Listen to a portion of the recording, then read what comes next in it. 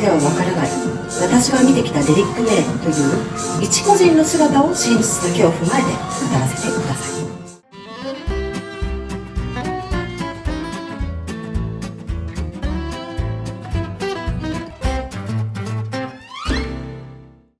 ご視聴いただき高子です。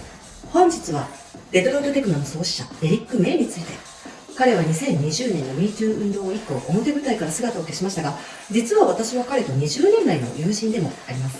初めて彼に会った時、私は彼がどんな人間で何をしている人か全く知りませんでした。そして長い月日の中で東京やトリノでプライベートな時間を過ごす機会を得て、男性としてのデリック・メイ一個人の姿や音楽に真摯に向き合う姿を見てきました。今回ここでお話しさせていただくのは、20年近く前に私という一個人に起こったことをお話しさせていただきます。嘘偽りない全ての真実のみをお話しいたします。そしてこれは裁判を起こされた方々を否定するものでも決してなく、またデリック・メイを擁護するものでもありません。私の目を通して私の身に起きたことを医学的見地等も踏まえてお話をさせてください。最後まで見ていただけたら幸いです。デリックとの初めての出会いなんですけれども、20年近く前、東京の西麻布にあるクラブで彼のギグに私は参加したんです。でも最初に言ったように、私は彼のことを全く知らなくて、っていうのも私はクラバーでもなければ音楽関係の仕事もしていない、全く別のところで生きているんです。で、たまたまその音楽関係の友達がデリック・メイっていうすごくいい DJ がいるから、高く絶対ぜひ聴いておいた方がいいよっていうことでインビテをいただいたんです。で、彼は、デリックは長く回すから朝方行っても大丈夫だよっていうことで、確か私ね、5時か6時にしっかり眠った後に参戦をしたんです。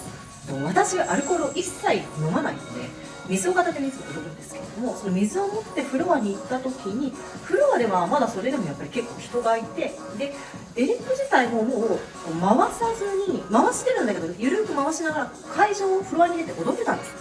で、目が合った瞬間、もうね、瞬殺のキスされたんです今ならありえないでしょ。もう本当そうなんですけど、20年前なのと、あまりにもこう瞬殺すぎて、私ね、何が起きたか分からなかったの、そもそも。で、しかもやっぱりこうさんさんと明るくなんかないんですよ、そのクラブって。やっぱりもう明け方とはいえども結構薄暗いのなのに、鼻が当たることもなく本当にシュッてされて、多分目が 3.0 とかなんですから、めちゃめちゃ目がいいでしょうね。もうそこからちょっとハテナですよ。何なんだ今のはっていうところで、その後プレーが終わってから朝ごはんに誘われたんです、デリックから。当時海外からプレイする DJ とかが来た場合は、そのクラブの近くにあるホテルに泊まるんですよ。で、その近くのホテルっていうと大抵グランドハイアットとかになるんです。で、グランドハイアットで私は朝食ブッフェかなって勝手に思い込んだんです。で、それなら食べたいと思って OK するんです。グランドハイアットの朝食ブッフェなら食べたい、ゴリゴリ食べたいと思って OK して、オーガナイザーさんの車に一緒に乗って着いたと思ったら全然違うとこだったんですね。で、その当時彼は東京にマンションの一室持っていて、彼の家だったので、って思うんだけど、そりゃ普通に考えてもうね、何十時間回して何時間も回して汗だくだよね、そりゃお着替えしたいよねって思うわけです。グランドハイアットに行くのにそんなぐちゃぐちゃな服じゃ行きたくないよねって普通に思うわけで、とりあえず一緒にお部屋に入って、で、彼がシャワーを浴びてきて、冷蔵庫とか開けてね、ゼリーとかって出すわけ。お水とかゼリーとか。でもいや、朝食ブッフェだろうと思ってるわけ。いやいやって言ってたら、気づいたら彼はね、ベッドに入っていてカモンなの。カモンだよね、こっちは。お前おい、朝食言うたやんけっていう。朝食ブッフェと思って私はついてきたのに、何カモンなんて言っちゃってるのっていうの結構ブチ切れですよね、ブチ切れ。で、もう仁王立ちですね。腕組んで仁王立ちでもう Don't touch me、 本当もう Don't touch me, touch me です。もうこっちは怒りですよ。ざけんなお前っていう。何お前は言ってるんだ。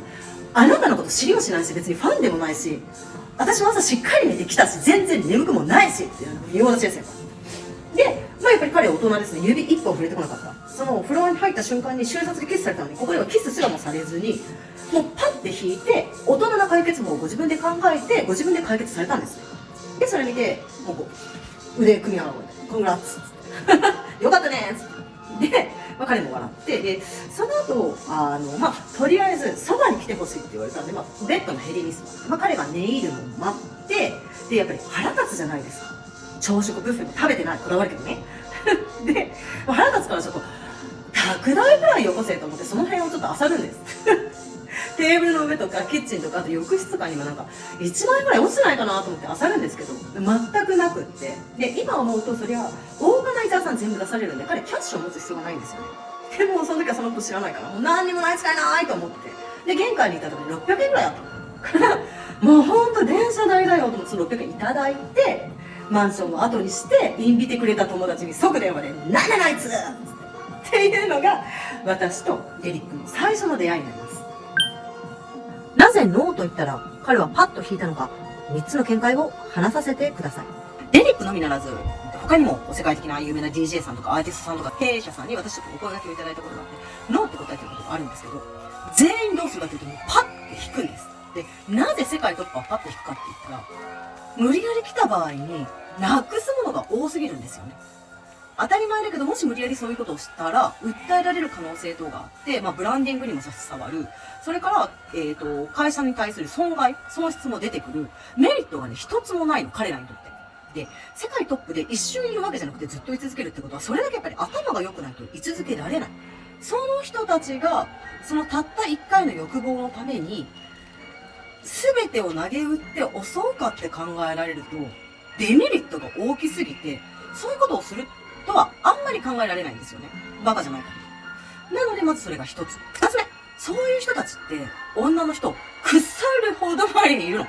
抱いてってくる人とか、名誉とか地位とかお金とか権力で寄ってくる人なんて腐るほどいるの。だから一人の女の人にね、固執する理由がないの、そもそも。時間とかの無駄で、多分携帯の中にもそのウェイティングリストみたいなのが入ってるはずだから、サクッと次に行けばいいだけなんだよね。だから、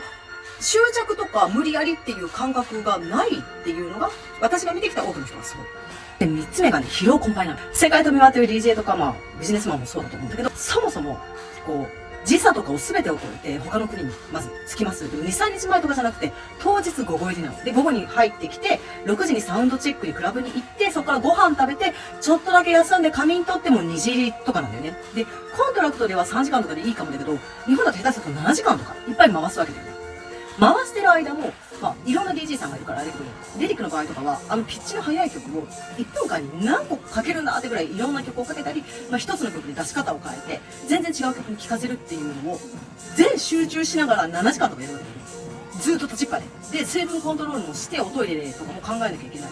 それから、挨拶に来る友達とかいる知り合いとか、DJ ブースに、こんにちはとか愛想よくしてやって、さらにオーディエンス聞きながら、で、レコード探してってやるわけだよね。この豆電球みたいな。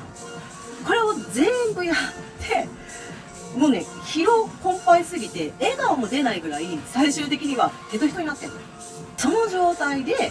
ノーって言いそうな女性をピックアップして、嫌がる女性を無理やりねじ伏せてっていう、体力とかは、基本的にもう精神的にも残ってないのよ。エネルギーも体力も残ってないの。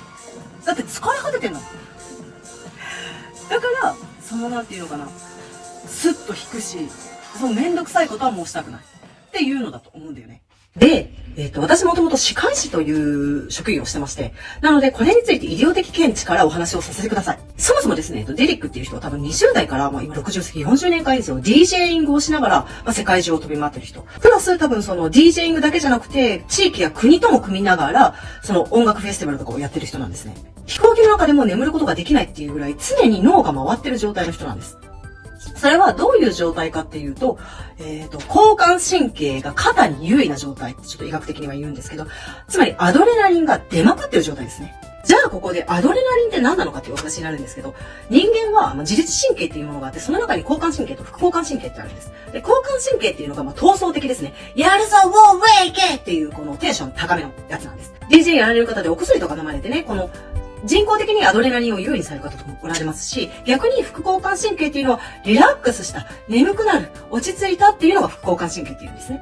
で、デリックは基本的には多分DJing の時とかも7時間経ったまま水分コントロールしながら全集中して DJing をしてる。もう完全に交感神経優位な状態なんです。多分人生の中で7割ぐらいが。つまり人生通して交感神経優位なんですね。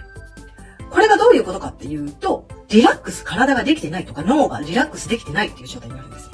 で、私は国家試験前、やっぱりもう20時間ぐらい勉強するんです。で、無理やり眠ろうとしてもずーっと頭が回っていて、2時間で起きてしまうっっていう常にその交感神経優位な状態だったんですね。で、私の場合はこれが国家試験の3ヶ月ぐらい前の、この3ヶ月間の間ぐらいだったんでなんとかなるんですけど、これが人生通して続くと、ぶっちゃけ体はダメになっちゃう。でも、それを強制的に副交感神経のスイッチを入れる行為っていうのがあるんですね。それを彼が医学的知識があったかないかはわからないけど、女性とか男性とのそういう営みが副交感神経を強制的にスイッチオンにする方法なんです。どういうことかっていうと、皆さんそういう行為をするときって、リラックスしてするとかじゃないですよね。わほーいっていう、イエーイっていう気分でそういう行為が始まりますよね。で、そういう行為をしていくうちに高まって最後のスプラッシュですの時に、パチンって副交感神経のスイッチが優位になるスイッチが入って、圧倒的にリラックスした状態になるんです、人間って。面白いでしょ？面白いんだけど、これがあるからその後眠くなるんですよね。で、デリックがそれを知ってか知らずかはわからないけど、もしかしたら自分の体験の中で知っていたのかもしれない。で、無理やりにでも副交感神経を優位にしないと彼の体も彼の精神も悲鳴を上げたのかもしれない。だから彼はギグ語とか、そういう時にというか、普通の人よりも多く女性を求めたんではないかっていうのが私の医学的見地です。